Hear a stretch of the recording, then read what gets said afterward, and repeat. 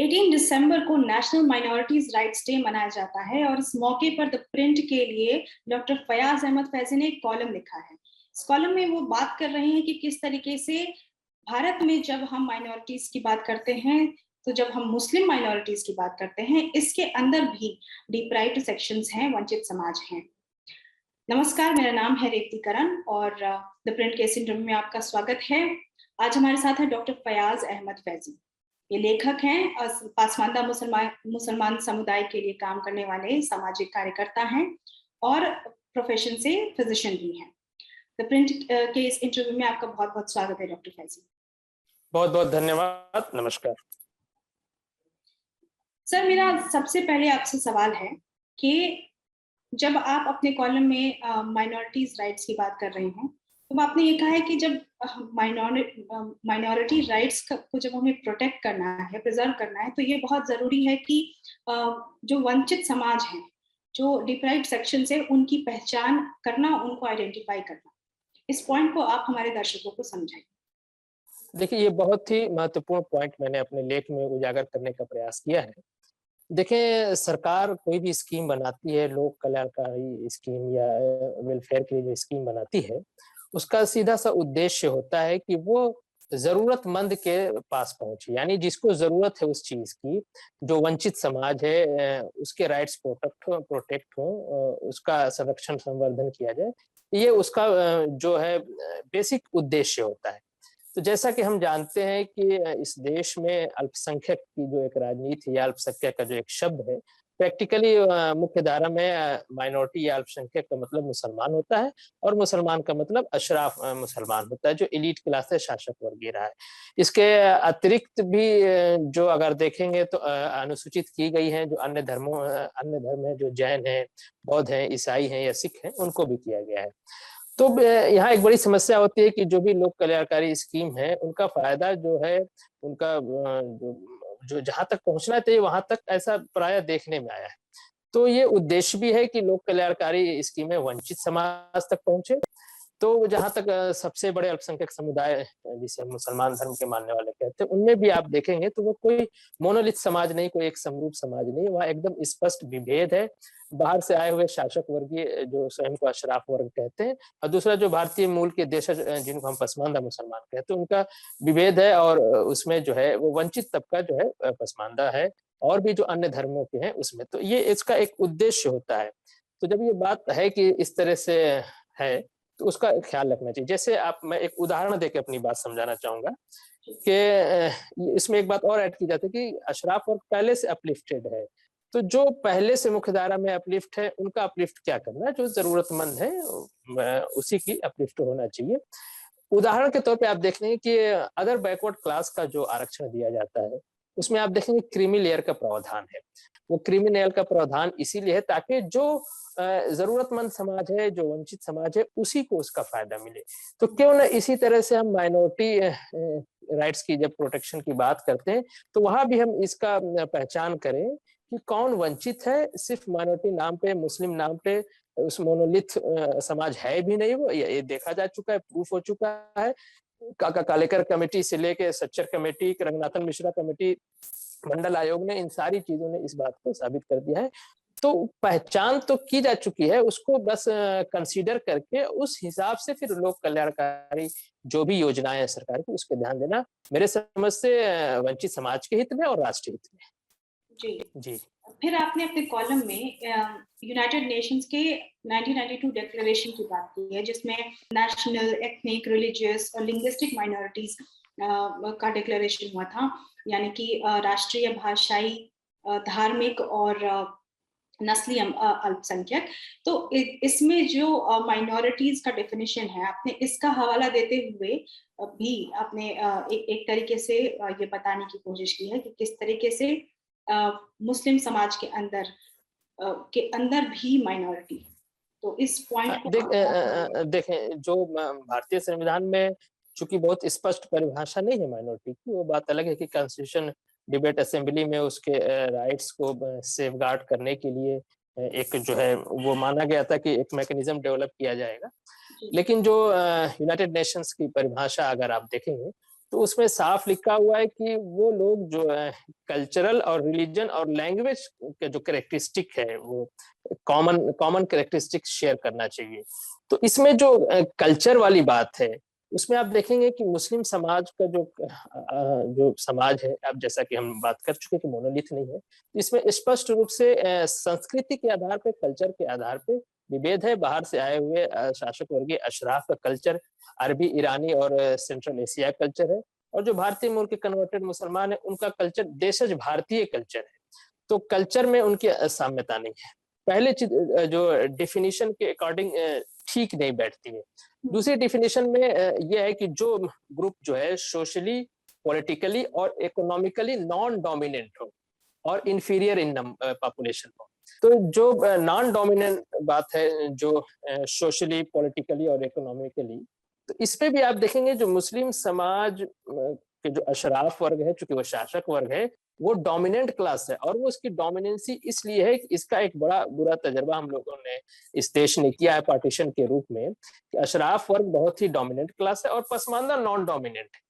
तो डिफिनेशन के अकॉर्डिंग भी देखेंगे कि थोड़ा सा उसमें फिट नहीं बैठता है। पूरा मुस्लिम एक मोनोलिथ अगर मान लिया जाए तो उस परिभाषा में फिट नहीं बैठता, और हमें अगर किसी समाज को अपलिफ्ट करना है, उसको मुख्य धारा में लाना है, तो इसको देखना पड़ेगा कि कौन जरूरतमंद है। इसके लिए इस डिफिनेशन, मैंने इसको प्रूफ के तौर पे अपने आर्टिकल में इस बात को कहा कि वहां भी कल्चरल और डोमिनेंस, नॉन डोमिनेंस के आधार पे भी फर्क और विभेद एक स्पष्ट रूप से दिखाई देता है, तो इसको कंसिडर करना चाहिए। जी।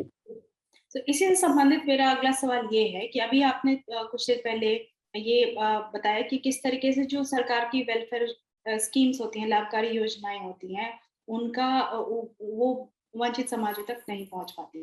जब हम मुस्लिम्स की बात करते हैं या फिर माइनॉरिटीज की बात करते हैं, तो ये एक तरीके से समानार्थक शब्द बन चुके हैं, सिनोनिम्स बन चुके हैं, और आप कह रहे हैं कि इसका ये प्रयासरत रहते हैं लोग, यही प्रयास किया जाता है कि वो समानार्थक बने रहें। तो इस वजह से भी जो वेलफेयर स्कीम्स हैं और जिस तरीके का वेलफेयर हो सकता है पसमानदा मुसलमानों का, वो नहीं हो पाता। हाँ, बिल्कुल सही बात। आप देखेंगे मुख्य धारा में जो बहस होती है, माइनॉरिटी नाम पे मुसलमान, हमने इससे पहले भी कहा, और मुसलमान नाम पे वो अशराफ वर्ग की ही बहस होती है, और उसमें बहस में जो पार्टिसिपेंट होते हैं डिस्कशन में, वो आप देखेंगे ये शेरवानी पहने या दाढ़ी रखे और बिल्कुल वो मौलवी टाइप के लोग या फिर सुटड बुटेड लोग भी होते हैं, लेकिन वो सिर्फ मुस्लिम विमर्श की बात करते हैं, पूरे मुसलमान समाज को एक मोनोलिथ मान के बात करते हैं। और इसका नुकसान ये होता है कि जो वंचित समाज है उसमें न सिर्फ मुसलमानों में जो वंचित पसमानदा है वो, बल्कि सिख समाज के अंदर, ईसाई समाज के अंदर भी वंचित समाज है, और जो बौद्ध हैं उनके अंदर भी है, वो उन तक पूरी तरह से बात पहुंच नहीं पाती है। और मुझे लगता है कि ऐसा जो है जानबूझ के इस तरह का प्रयास किया जाता है, और मुस्लिम विमर्श के नाम में आप देखेंगे कि पसमानदा के हक अधिकार, सिख समुदाय, जैन समुदाय, बौद्ध समुदाय और भी जो अन्य हमारे देश में जो अल्पसंख्यक समुदाय के वंचित तबके हैं, वो उनसे महरूम रह जाते हैं, उन तक वो लाभ नहीं पहुंच पाता है। इसलिए मैंने इस पे सवाल उठाया कि इस पे, और जब पहले से स्पष्ट विभेद है, इस पे डेटाज है हमारे पास, कमेटियां गठित की गई, देखी गई, जब सब कुछ हमारे पास है, तो फिर इस तरह की बात क्यों किया जा रहा है, और जो जरूरतमंद है, जिसको उसकी आवश्यकता है, उसी तक लोक कल्याणकारी स्कीमों को पहुंचाने के प्रयास किया जाए। जी। और अंत में मैं आपसे ये पूछना चाहूंगी कि आपने सोशल सिक्योरिटी के कॉन्टेक्स्ट में, सोशल सिक्योरिटी के संदर्भ में भी एक प्रकार का डिस्टिंक्शन जो है डोमिनेंट क्लास मुस्लिम्स के बीच में और जो डिप्राइव्ड क्लास है पसमानदा मुसलमान, इसमें एक डिस्टिंक्शन है। और आपने हेट क्राइम्स की बात की है कि किस तरीके से जो डिप्राइव्ड सेक्शंस है वो ज्यादा इससे आहत हो रहे हैं। जी, ये बहुत ही महत्वपूर्ण सवाल आपने पूछा। जो पिछला सवाल था उसमें मैं एक बात और ऐड करना चाहूँगा आपकी आज्ञा से, कि उसमें आप देखेंगे कि जो सबल है, जो प्रभावी है, डोमिनेंट क्लास है, अशराफ वर्ग, वो चूँकि जागरूक समाज है, तो जो लोक कल्याणकारी स्कीमें बनती हैं, मैं प्रूफ के तौर पे बता रहा हूँ क्यों उनको फ़ायदा मिल जाता है, और वंचित समाज उससे महरूम रह जाता है। तो चूंकि उसको पूरा सप्लाई प्रोसेस, सप्लाई चेन पता होती है, स्कीमें कैसे बन, चूंकि वो शासन प्रशासन में होता है, गवर्नमेंट में होता है, ब्यूरोक्रेसी में भी होता है और डेमोक्रेसी में भी होता है, तो वो पहले से टच में होता है, तो उसको पता है कि स्कीमें क्या क्या बन रही माइनॉरिटी के नाम पे, कैसे बन रही, और जागरूक है, सबल है, डोमिनेंट है, शासक वर्गीय है, तो वो इसलिए उन स्कीमों को फायदा उठा लेता है। जो वंचित समाज है वो तो जान भी नहीं पाता है कि सरकार कौन सी स्कीमें माइनॉरिटी के नाम पे बना रही है, तो ये आमतौर से आपको दिखाई देता है। इसलिए सरकार थोड़ा सा प्रचार प्रसार भी करती है कि माइनॉरिटी राइट्स को लेके, और ये जो हम आज 18 तारीख को जो है माइनॉरिटी राइट्स डे मना रहे हैं, उसका भी यही मकसद है कि लोगों को इसमें जागरूकता हो। तो पसमानदा चूंकि वंचित समाज है और उसकी उस तरह से नहीं, तो वो समझ नहीं पाता है, जान नहीं पाता, इसलिए वो खुद भी वंचित रह जाता है, और जो प्रभावी लोग हैं, जो डोमिनेंट क्लास है, जो शासन प्रशासन में जागरूक है, वो उसका फायदा ले लेता है। ये स्पष्ट बात है, इसमें बहुत कुछ गूढ़ बात नहीं, जिसको समझने के लिए हमें बहुत दिमाग लगाने पड़े, ये साफ तौर से दिखाई देता है। आखिरी सवाल आपने पूछा, बहुत ही महत्वपूर्ण सवाल जो पूछा आपने, सिक्योरिटी और भागीदारी के जो सवाल किया है। देखिए, जितने दंगे फसाद इस देश के अंदर हुए हैं, वो धार्मिक दंगे कह लें या और भी तरह के, तो ये एकदम बिल्कुल इसके लिए बहुत डेटा की कोई आवश्यकता नहीं है। स्पष्ट रूप से बात समझ में आती है कि जो सड़क के किनारे ठेला लगाए हुए हैं, या सड़क के किनारे साइकिल का पंचर जोड़ रहा है, या सब्जी बेच रहा है, वो पहले जद में आएगा, वो पहले उससे प्रभावित होता है जो दंगे फसाद होते हैं।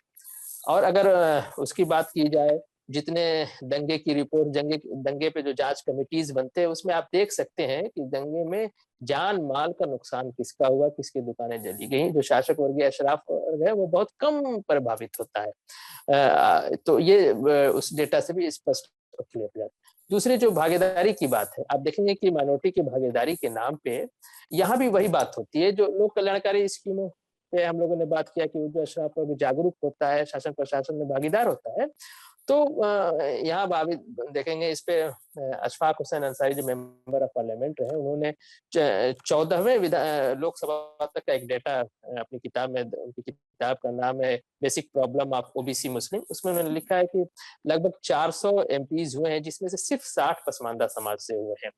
तो ये डेटा के अकॉर्डिंग भी देखेंगे तो भागीदारी अशराफ वर्ग, जो मैं समझता हूँ सिर्फ कुल मुस्लिम आबादी का 10% है, वो अपनी आबादी और जनसंख्या के अनुपात में दुगने से भी ज्यादा उसकी भागीदारी है, और वंचित पसमानदा की भागीदारी उसकी आबादी के अनुसार बिल्कुल न्यूनतम स्तर पे है। जी, इसलिए भी विभेदीकरण करना जरूरी है, और इसका एक अच्छा उदाहरण देश में चल रहा है कि जैसे ओबीसी में वर्गीकरण करके क्रीमी लेयर अलग किया गया, उसी तरह माइनॉरिटी को भी उसमें आइडेंटिफाई किया जाए, देखा जाए कि कौन वंचित है, और उस तरह के कोई क्रीमी लेयर टाइप का कोई एक सिस्टम हमें डेवलप करना चाहिए, ताकि जो वंचित समाज है, जो बिल्कुल लैग बिहाइंड है, जिसे पसमानदा कहते हैं, उसको मुख्य धारा में जोड़ने का प्रयास किया जाए, और जब वो मुख्य धारा में जुड़ेगा, एक सबल और एक अच्छा राष्ट्र की तरफ हम जाएंगे, एक अच्छा देश बनाने की जो हमारी परिकल्पना है, उसमें हम चरितार्थ होंगे। जी जी, द प्रिंट से बात करने के लिए आपका बहुत बहुत धन्यवाद डॉक्टर फैजी। आपका भी बहुत बहुत थैंक यू। अगर आप इस कॉलम को पढ़ना चाहते हैं, इंग्लिश और हिंदी दोनों में हमारी वेबसाइट पे अवेलेबल है theprint.in, और हिंदी में पढ़ने के लिए आप हिंदी वेबसाइट पे जा सकते हैं, और हमारे सोशल मीडिया चैनल्स को भी